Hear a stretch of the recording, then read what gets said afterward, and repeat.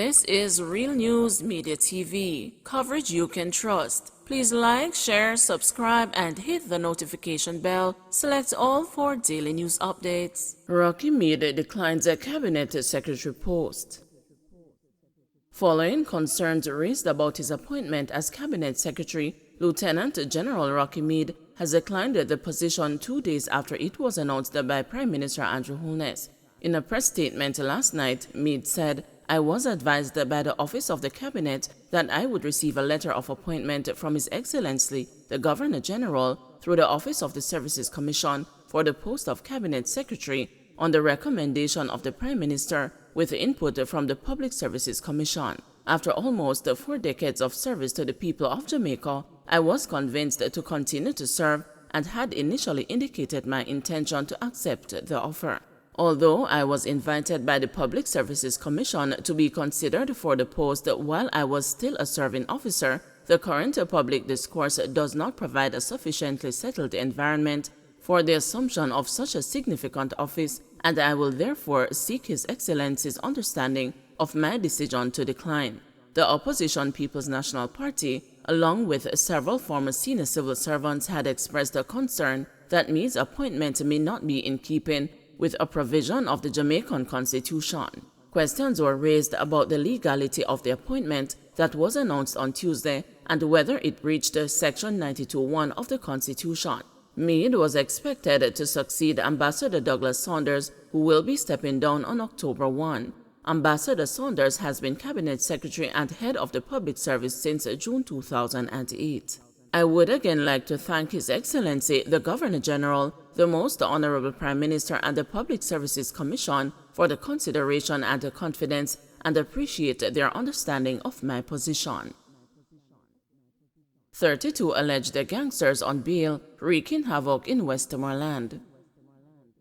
With Westmoreland bleeding from a string of murders, Minister of National Security Dr. Harris Chang on Thursday laid the blame at the feet of 32 alleged gang members who are out on bail. He also expressed a concern that light sentences embolden convicted criminals. There are not only several known criminals on the road right now who are out on bail killing people, but there are others who have been to jail found guilty. After the police investigate, prosecute, and charge, they are found guilty and they are out very soon. In fact, they are now prepared to kill more because they now feel they can go through the system and have no fear of apprehension or prosecution. And there are several of those around, he said.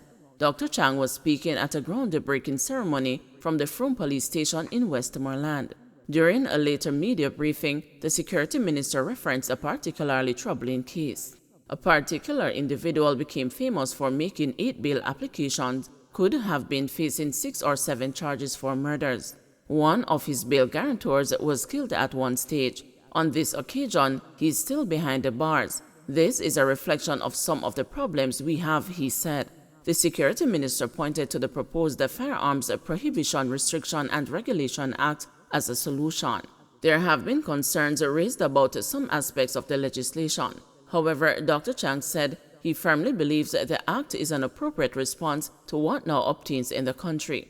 The act is expected to be passed in the Upper House on Friday, after which it will go to the Governor-General for his proclamation. "If you're carrying an illegal firearm, we know it is part of your intention to kill somebody, and we are going to take you off the streets, and therefore we have instituted some severe penalties," the Security Minister said during Thursday's groundbreaking ceremony. "We are doing this deliberately because we not only want to send the message, but we want to send it correctly. When the officers who work hard long hours put themselves at risk and find a criminal killer with guns, he will be in jail, locked away in the state's care for some time, and the police officer can get on with his work," Dr. Chang said. He said the act will be approved, and as soon as it is green-lighted, it will be implemented. "As soon as it is approved in the Senate, I will announce the appointment day, and the police will have a new tool to operate, a tool we think will be effective in dealing with all criminal activity. And when they do, it will have an impact on the crime," he promised.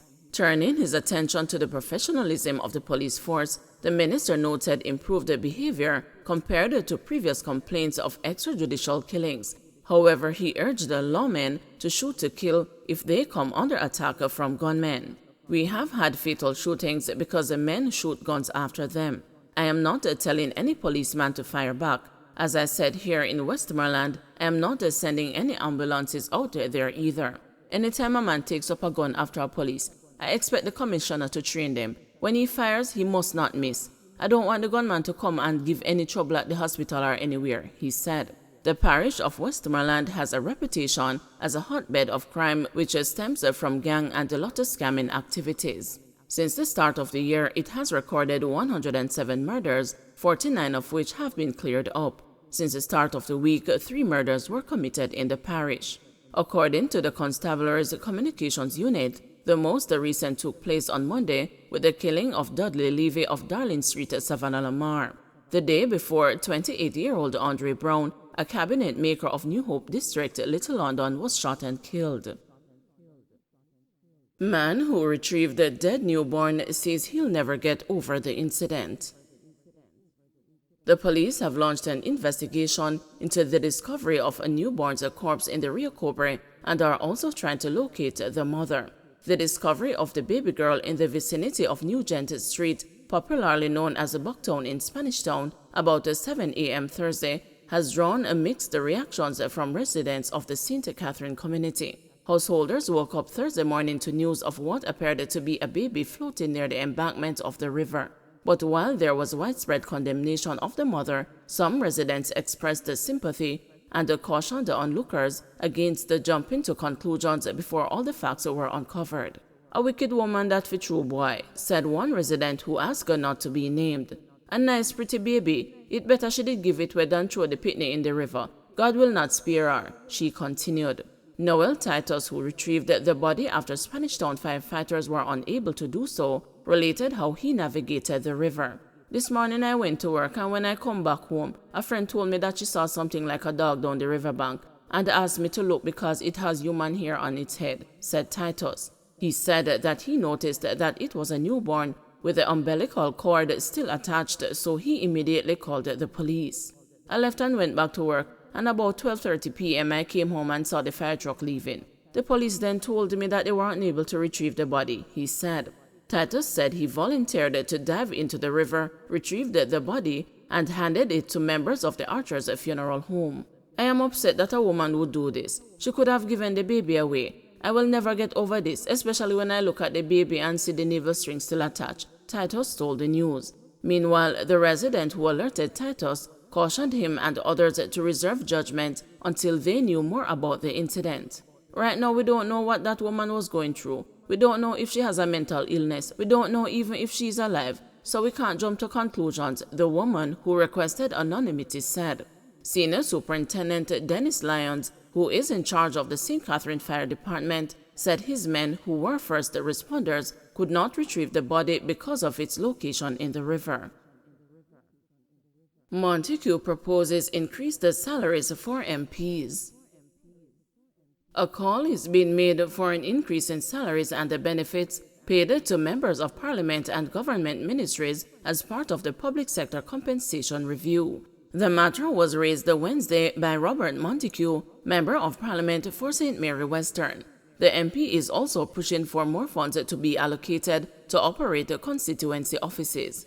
Making his contribution to the State of the Constituency debate in the House of Representatives, Mr. Montague argued that MPs often have to fork out their own money to meet the needs and the demands of constituents and should therefore receive more pay. MPs many times have to pay for medication, food, school book, deal with emergencies of the people, because sometimes by the time you finish with the procurement for CDF, sick people dead. In addition, we must be in the public sector wage reviews, ensure that members of parliament are included in that review. Equally, Mr. Speaker, ministers must go back to be paid $1 more than the permanent secretary. The minister's salary must be more than the PS salary. You can't be the boss, the head of the entity, and you're getting less than the managers who report to you. No Sankey, no Simpson. MPs contribute to their pensions. We are not wholly dependent on the public purse. So let's fix the pension arrangement so retired parliamentarians can be paid their pension and be included on the health insurance. Mr. Speaker, one day, all of us in here are going to be an ex-parliamentarian. One day. So let us do it now, while we are here. Don't forget to like, share, subscribe, and hit the notification bell. Select all for daily news updates.